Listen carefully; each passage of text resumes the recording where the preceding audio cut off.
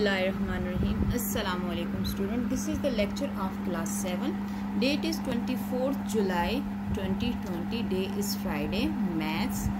Chapter is 12. We completed all the chapter. We will do today MCQs of this chapter, which is on page 158. देखते हैं इसमें कौन से MCQs है. वैसे तो ज्योमेट्री का है. ज्योमेट्री के MCQs बहुत ईजी होते हैं. अगर आपको कंसेप्ट क्लियर है तो आपके MCQs बहुत ईजीली सॉल्व होते हैं, और अगर कंसेप्ट नहीं है तो फिर थोड़ा सा प्रॉब्लम हो जाता है. यहाँ से हम स्टार्ट करते हैं. मल्टीपल चॉइस क्वेश्चन है हमारे पास.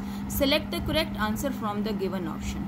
What type of angle is form by two perpendicular line. कहते हैं जब दो परपेंडिकुलर लाइन होते हैं और उनके मिलने से किस टाइप के एंगल फॉर्म होते हैं. अगर परपेंडिकुलर लाइन को देखें तो एक यूँ होगा और एक यूँ होगा.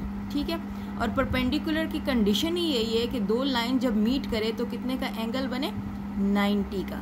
When two lines meet perpendicularly 90 degree angle form. तो हम यहाँ पे क्या लिखेंगे, what type of angle is form by two perpendicular line. दो परपेंडिकुलर लाइन से कौन सा एंगल बनता है, 90 का.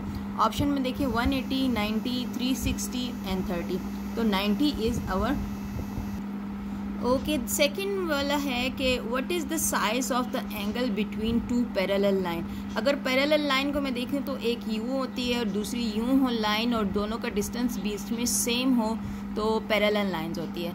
एंगल के लिए ज़रूरी है, उन्होंने कहा है कि कौन से साइज़ होगा एंगल के लिए. एंगल के लिए ज़रूरी है कि दो लाइन्स जो है ना वो इंटरसेक्ट करें.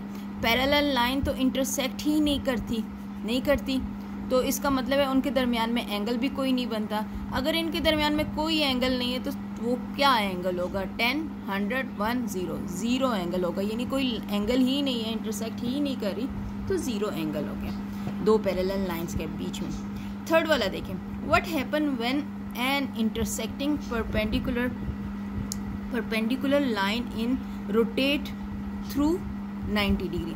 अगर एक लाइन यूँ है, यहाँ करके दिखाती हूँ आपको. एक लाइन यूँ है, एक लाइन यूँ है, और एक लाइन को मैं रोटेट कर दूँ. ठीक है. इंटरसेक्ट किया है इन्होंने परपेंडिकुलरली.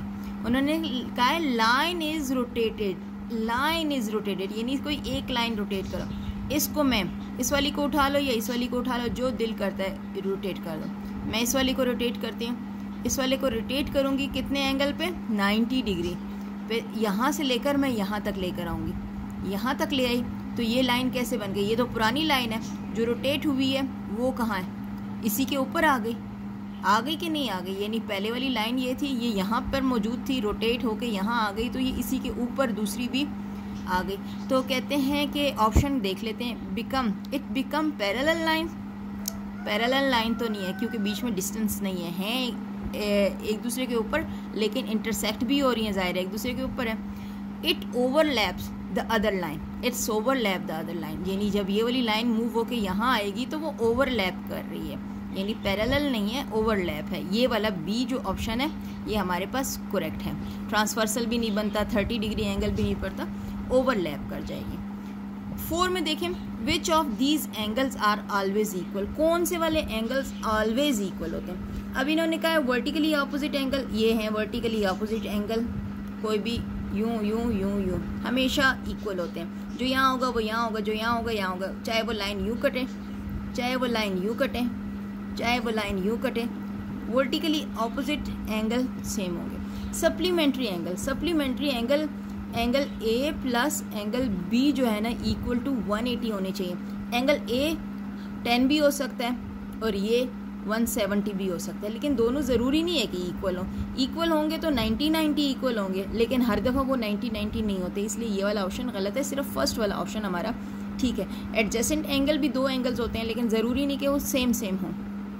उन्होंने हमें कहा है कि ऑलवेज इक्वल. कम्प्लीमेंट्री एंगल्स भी सप्लीमेंट्री एंगल्स की तरह होते हैं, यानी कि उनका सम 90 होता है.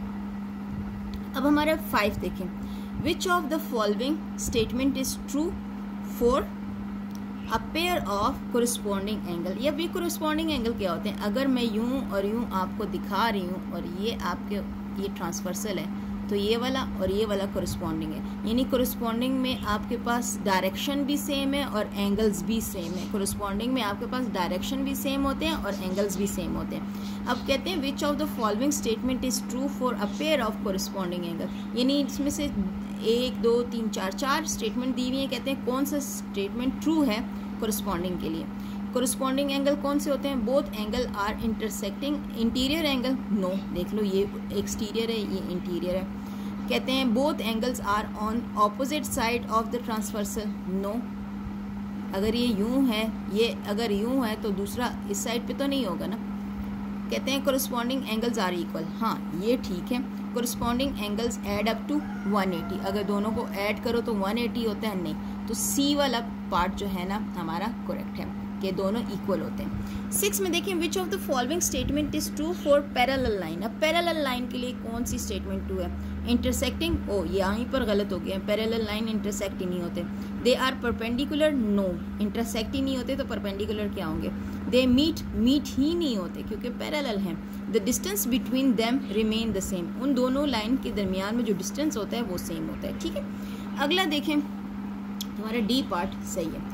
7 देखें identify the pair of angle which are supplementary and vertically opposite. Supplementary भी हैं और वर्टिकली ऑपोजिट भी है। सप्लीमेंट्री यानी दोनों को ऐड करने से 180 बनता हो, और वर्टिकली ऑपोजिट का मतलब है आमने सामने हो, यानी ये अगर यूं है, यूं भी कट कर रहा है, यूं भी कट कर रहा है, यूं भी सेम है, यूं भी सेम है, यूं यूं यूं सारे सेम है। इनमें कौन से वर्टिकली ऑपोजिट भी हैं और सप्लीमेंट्री भी हैं। तो सप्लीमेंट्री के लिए पहले इन दोनों को ऐड करो।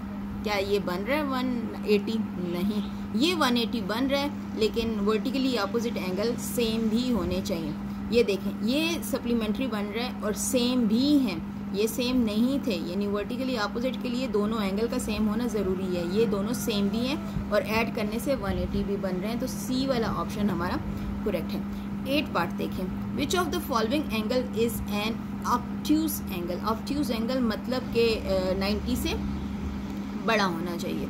अब इनको सॉल्व करें, आप इसको सॉल्व करें, इसको सॉल्व करें, इसको सॉल्व करें। ये जो सी पार्ट है ना ये करेक्ट है। मैंने इसको सॉल्व किया यूँ करके, ऑफ में आ गया मल्टीप्लिकेशन 180 हो गए, और 6 1 ज़ार 6 6 3 ज़ार, और ये आ गया हमारे पास 0, 5 0 ज़ार 0 एंड 5 3 ज़ार 15। ये तो 150 आ रहा है इसमें, तो ये ऑब्ट्यूज एंगल है, तो इसलिए मेरा सी वाला जो ऑप्शन है ना वो करेक्ट है, ऑब्ट्यूज एंगल है।